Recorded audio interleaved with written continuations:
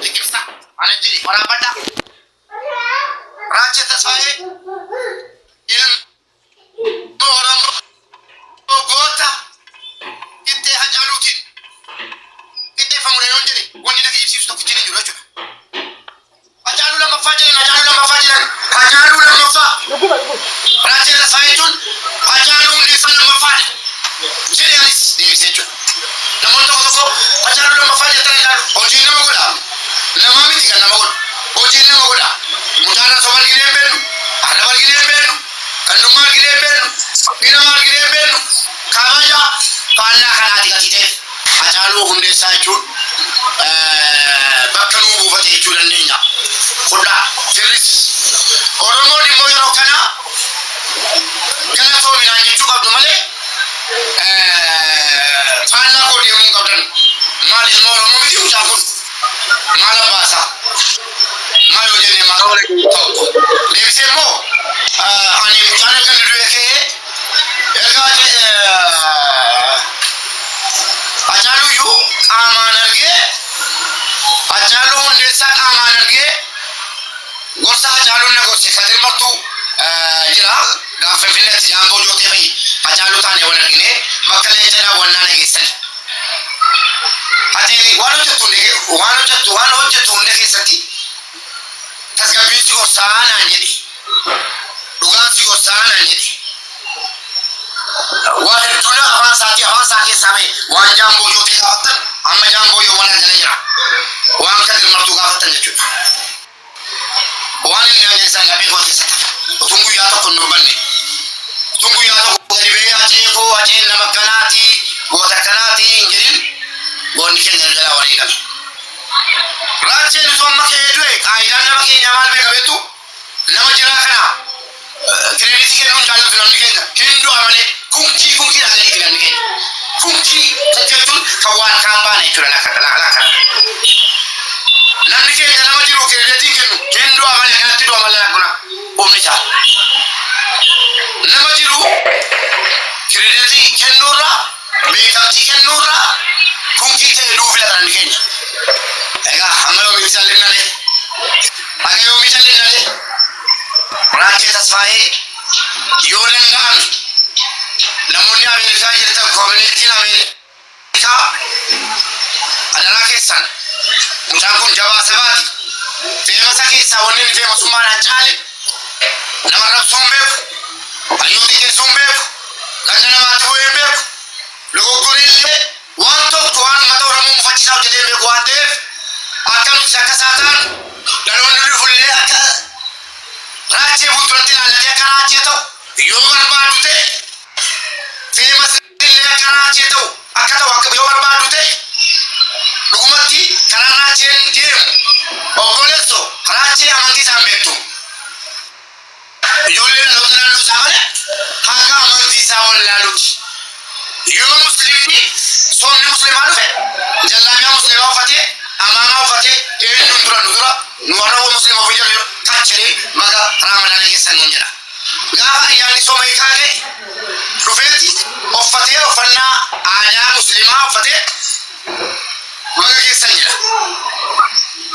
Raajeen hangara kooti jecha itti ibsu waan dhabeef guyyaa addaatii kaasee Hacaaluu hundeessaa akka keetii kaaseetii dhaaltuu ta'in akka nama qaamaan wal argee ragaa jaamboo jootee Kadir Martuu waan mataa jirutti an ofii kootii bakka Hacee buufadheera. Eenyuun na arguu hin danda'u.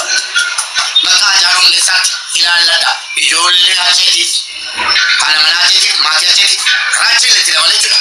Bakka Haceetti ilaalladha hangara kootiin akkana waa tokko gochuu hin dandeessan mirga kooti eenyuun na dhowwuu hin danda'u. Suuraa Raajii guddisee hojjechuudha argeera. Naaboo dhiisaati soorii fideen karee gootanaatti fidee fannifadhaa jechuudha. Kanaaf uummanni keenya bakka jirtanu nama sochoofnee riikardii takka argamee hin beekne hadda mana Raajiitti galmaa'uu qaba. Feemasaa haga nama feemasaa hin taanetti fooloo duwwaarraa haga fooloo miidiyaatti walii qabdan obboleessa keenya bu'aa bu'ii jireenyaa hedduu haadha isaa dhabee obbolaa isaa dhabee abbaa isaa dhabee qophaa isaa namni akka raachee namni akka hagaraachee qorame namni akka raachee qorame Oromoo keessa jiru yoo gootota ta'e malee garuu kana qoramee ka'ee ol ka'ee dhaabatee guyyaa addaa isaa lammaffaa guyyaa geebasaa ga'uu isaatiif gammachuu guddaa natti dhaga'ama.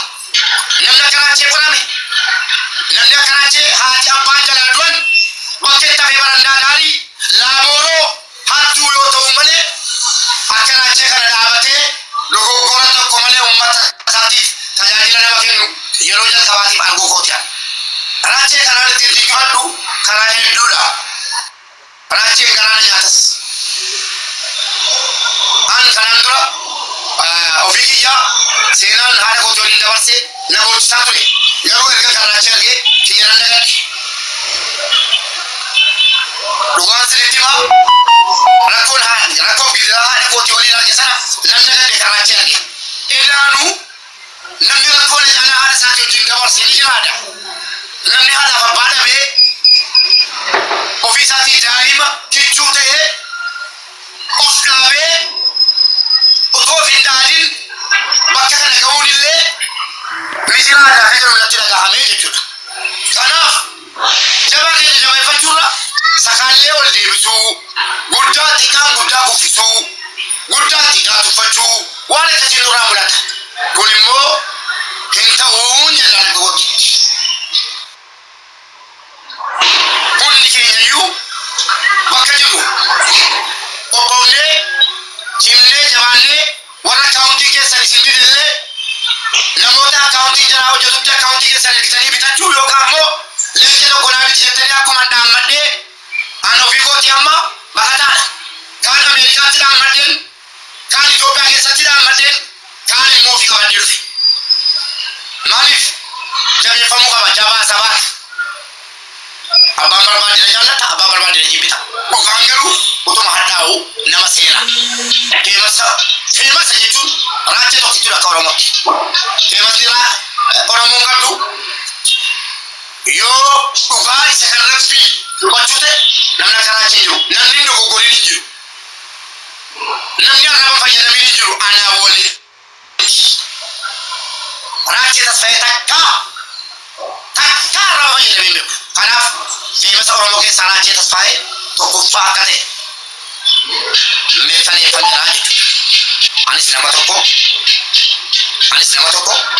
namni naafa hiriyyoo naafa kinaafus waa gochuu hin danda'u yoon jiraadhe anis haala koo sirreessee dadhabina koo hunda sirreessee raachee caaluu nan yaala bara dhufutti yoo rabbi jedhe raachee caaluu nan yaala hojiidhaan raachee irra jedhee kuffisee osoo hin taane sinii galee raachee xiqqinni dhibee kun taane dhugaan ni qabu akkasitti dubbataa fi yoo rabbi jedhe hoggaa dhufutti raachee caaluu hin danda'a inshaallah yoo rabbi jedhe ammaaf raachee na caala kun immoo waa tokko gochuu qabu keessoon koo ayyee akkamitti na caale ittuma jedhu haqa dubbataa jira na caala bareechi na caala mucaan cimaa na mucaan kanaaf cimina kenninee fi yoo dandeenye isa dura bu'uudhaaf immoo isarra jennee osoo hin taane ofii isa balleessinee ofii mul'achuu osoo hin taane hojjennee isa caallee hawaasa keenya kabajnee akkuma inni nama jalaa akkam jirtu jedhee gugguuf nus hawaasa keenya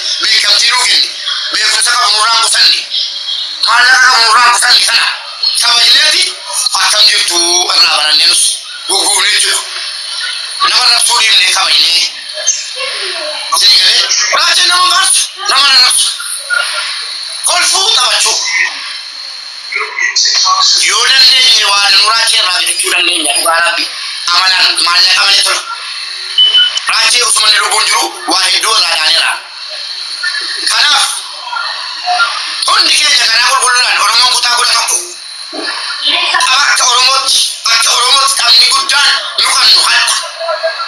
Waan dandeenyu hunda goonee mataa isaa ol qabneeti yeroo mataa isaa ol qabnee kaane sagantaa galateeffannaa keenya boritti beellamannee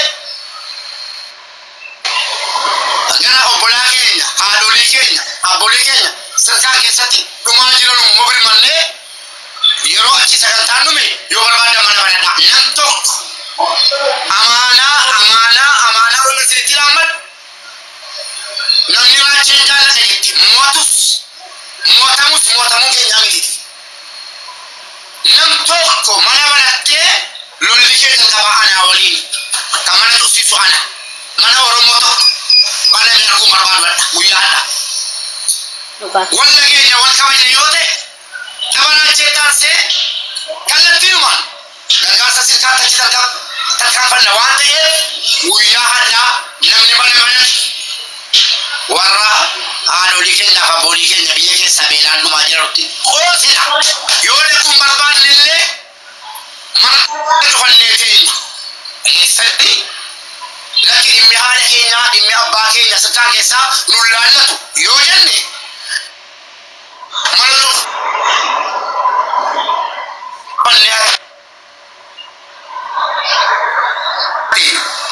jirtu kana galatoomaa ulfaadha.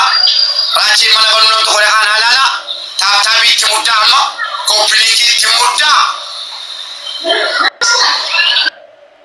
Dhageessanii taaptaabii koppiliikii itti muddaa nama nuu fidaa yeroo raachii kana yoo xiqqaate nama 3,000 gadi naqwan. Nama 3,000 ajamamee eeguu barbaada. Kophaa kun naqwan. Meerree mubeekii gorii jala tuutan eessa jirtu. Nama 3,000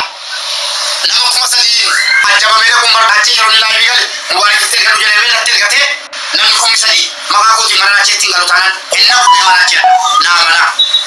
Nama 3,000 ajamamee dhaqaa.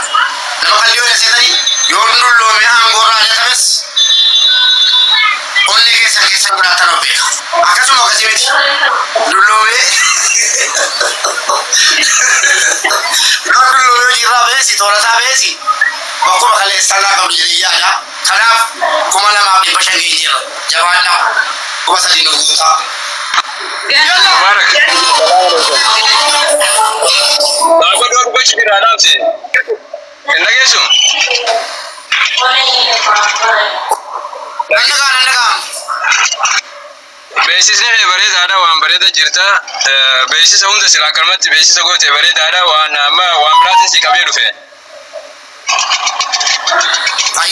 Sagantaa guddaa akka Ghost Family kan qophaa'ee jira. Sagantaan san maal fakkaatu? Har'aa miti. Har'a osoo hin ta'in fuulduraaf kan qophaa'ee jiru jira. Wanni irra qophaa'ee jiru ijoollee ijoollee Wallaggaa keessa jirtu argitee jirtan beektanii seenamu. Ijoollee akkasii kutaa kudha keessa tan jirtu tawali gurmooyitee badhaasa miliyoonaan gahu badhaasuudhaaf katakaffaa bee Ghost Family qopheessee jira. Kanarratti hojjedhu yoo dandeessan. Taphaachitiif gargaarsa silkaa dabarsuuf malee ijoollee tapha beellamaa qabnee jirra. Tapha beellamaan booda immoo sagantaa gargaarsaa qabnee jirra. Sagantaa gargaarsa jalaanatti gochuufi wayyuu moo wal dorgomsiisuu barbaadan.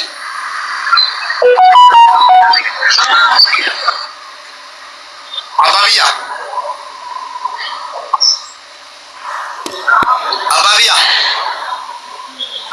rakkoo qabu hunduu kana yaadni keessa kaleeni geemanuu qabe jennaanii namoo yargee fi guyyaa qofa tafe malee dhumee jira. Akkasumas deeggarsa barbaachisu gochuudhaafis qophoofnee jirra. Rakkoo qabu waan ta'u hin dubbannaa galatoomaa ulfaadhaa. Amma gaa qophiin nama 2,200 mana raachee dhaquumaan yoo nama 3,000 gadiin hadda mana raachee deeme miilli kiyya jilba ta'u. Nama 3,000 kashi fuudhee dhaquun qabaan ofii qophiin giraa godhu. Yaadan dhaggeeffannee Mubarak yaadni ansitti hin dhufe habiraati yaadni ati jechuu jirtu habiraati. Geema ijoollee miti ijoolleen kutaa kudha keessaa gurupiin kudha takka dhiyaatee isaaniif kabmoo badhaasa jennee bara.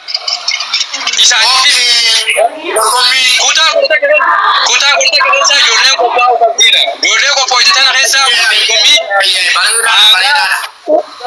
aadaa walaloo fi diraamaa gabaabaa warra hojjetee moo'ee birrii miliyoona waan dhiyaatu badhaasa qopheessinee fi dhageesse kuni waan beeksisa hojjedheen viidiyoo poosti godha.